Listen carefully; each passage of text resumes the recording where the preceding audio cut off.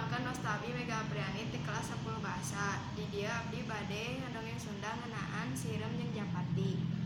Kacaritakeun zaman baheula aya Sirem rek nginum di sisi walungan keur ngarayap ka handap. Manehna ti Soledad. Pluk grag-grag kana cai. Hadena caina rada ngeuyeumbe palebah dinya mah. Tapi keukeuh bae ari ngojay ka sisi mah manehna teu bisaeun.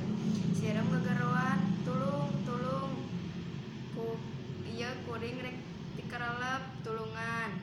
Kabeneran aya Japati keur cindetan dina dahan kai anu nyodor kaluhureun cai.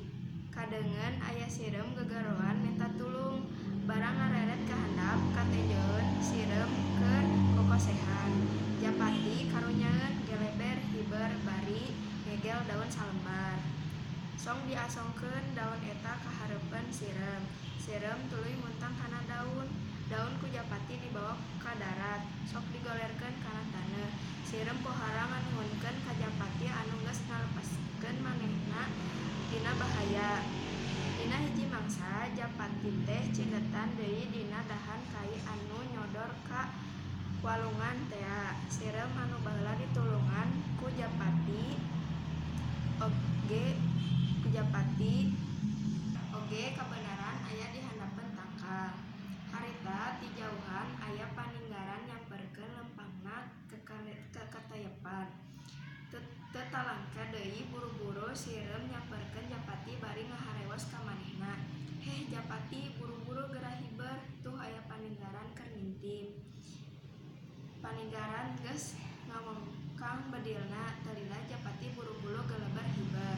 Isukna Japati papanggih deui jeung Sirem. Cek Japati, "Nuhun pisan sakadang Sirem, kuring geus ditulungan ku maneh." "Lepas tina balai," jawab Sirem, "ari eta mah kapanan kawajiban sadaya. Nulungan batur nu rek meunang cilaka eta wajib, komo ieu mah kuring ayeuna hirup keneh. Ieu lantaran geus ditulungan ku sampean."